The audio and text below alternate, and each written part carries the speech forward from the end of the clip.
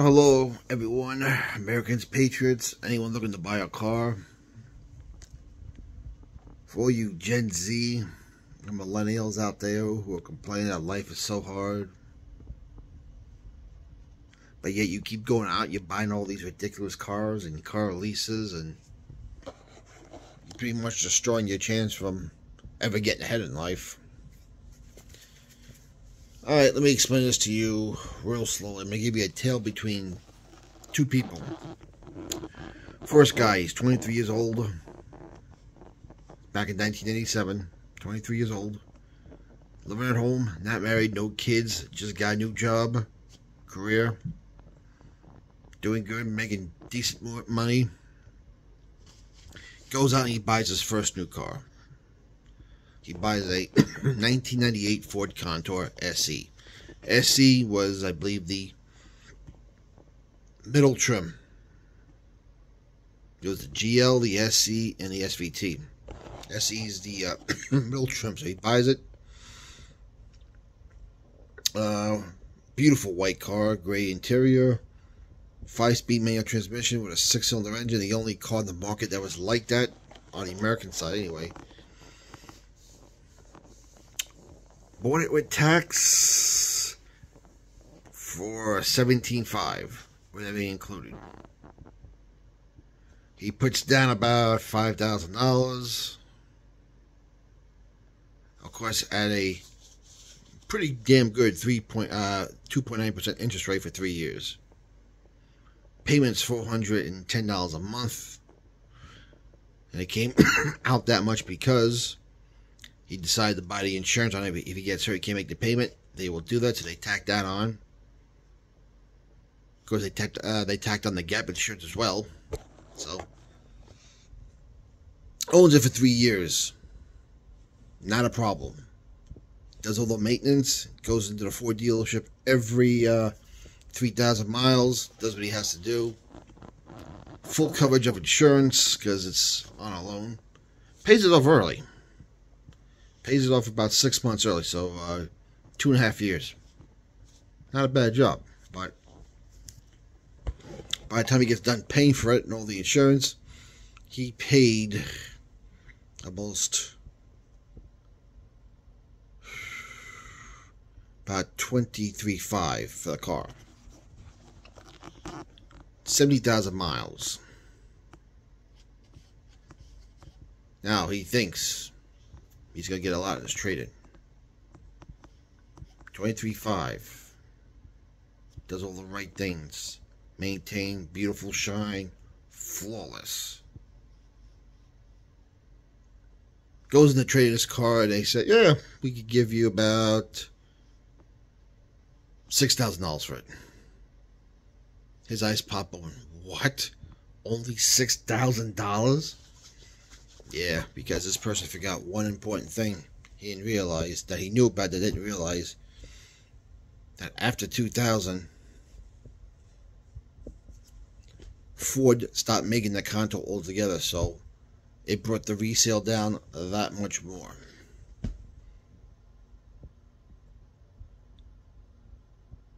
So he paid 3% interest over a span of 2.5 years. Got all the insurance, which he didn't need, thank goodness. Didn't need the gap insurance either, turns out. And he took a loss of $17,500 to drive a nice, shiny, brand new car. At $410 a month plus full coverage insurance. That's a lot of money gone to take a loss that deep. Meanwhile, that person could have invested even more money into his retirement or something else. Now, person number 2. This is 11 years later. Works at the same job. Again, buys a 1998 Ford Contour SVT, the top of the line model. But this is used because it's 11 years later.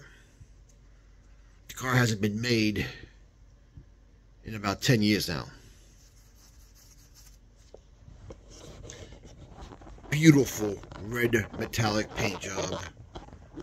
High performance 6-cylinder engine that requires premium fuel. 5-speed manual transmission, that's fun. Awesome handling package. Body graphics, spoiler, sunroof, leather interior, beautiful dashboard.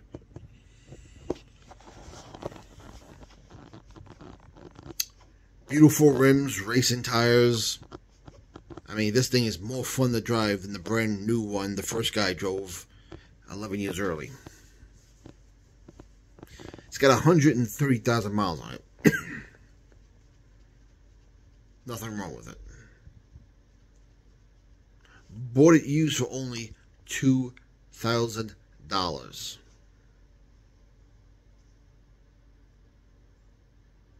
Even with tax, not even $2,200. Also owns it for, let's see, 2011. Owns it for 4 years. And he puts 80,000 miles on it. 80,000 miles.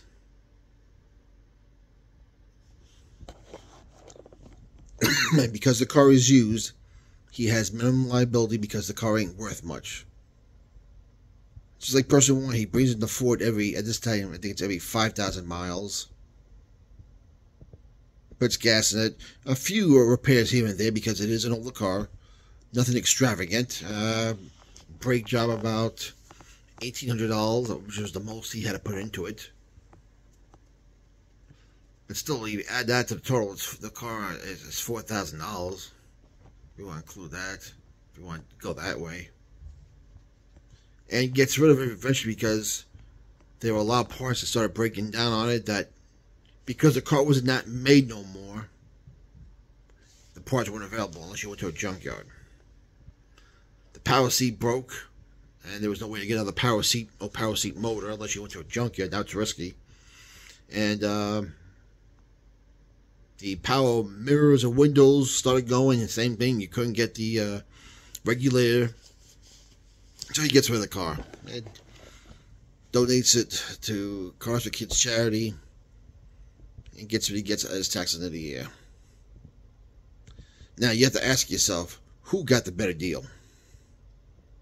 Was it person one with the brand new car who took a loss of $17,500 after spending $23,500 for a brand new car, got 70,000 miles, or the person who spent $2,000 on the same car, higher trim level, more fun, granted the gas is more because it's premium,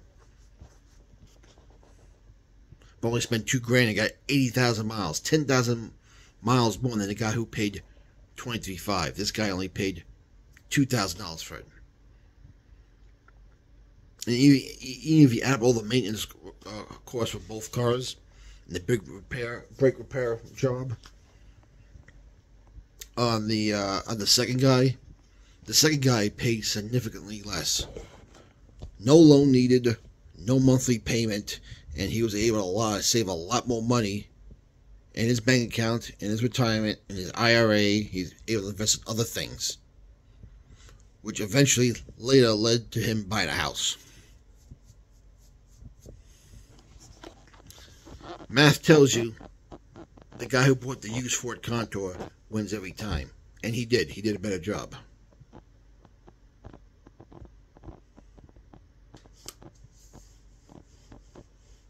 Now, for you millennials out there and Generation Z people, and even all the people who make these stupid mistakes over and over again,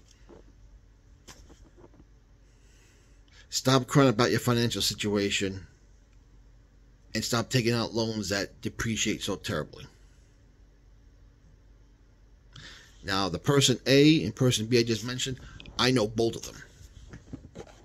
You know who it was? It was me. Both times. Both times. The difference between me and everybody else is I learned my lesson once when I was young.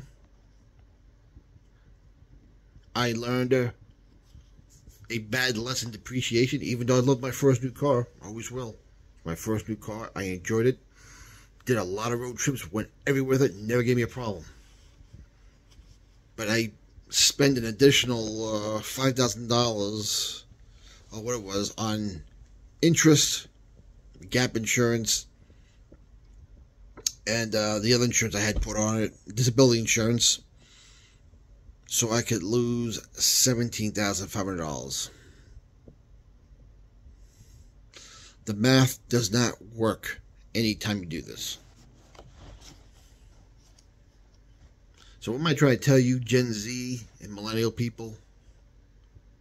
Don't go on TikTok and complain about hustle culture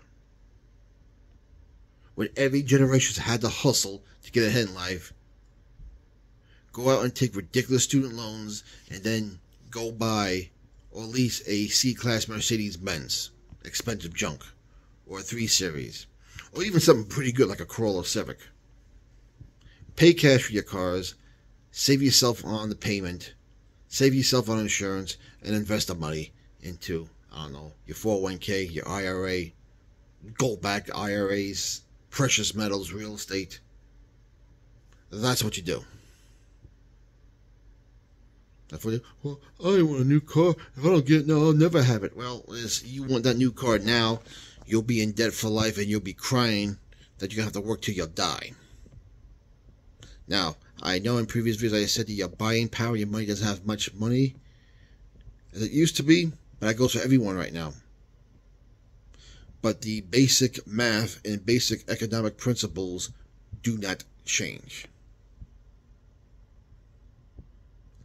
Stay away from car leases. Stay away from new car loans.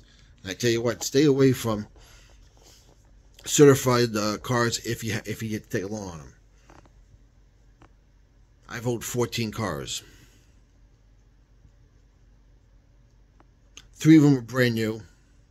2 of which I just recently bought when I had the ability to pay cash and no notes.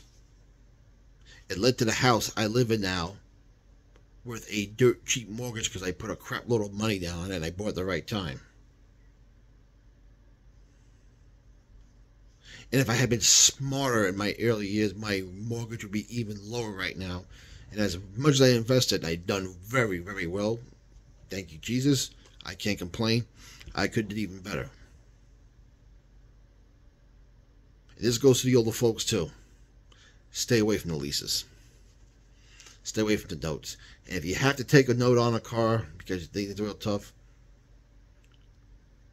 let your note be no more than 10% of your salary because it's just not worth it. If you say, well, I need something reliable, listen, there are plenty of new cars in the market that are not reliable, that are expensive electronic junk. You gave me a choice between a brand new Mercedes C-Class or a 10-year-old Honda Civic or Toyota Corolla. I'm going with the Civic and the Corolla because I know when I turn that key or push that button, it starts and it goes. I can't see the same about a BMW 3 Series, a C-Class Mercedes, an Audi, anything European, or even right now, a lot of American junk's being made. Comments down below. What's your opinion? I'd like to know.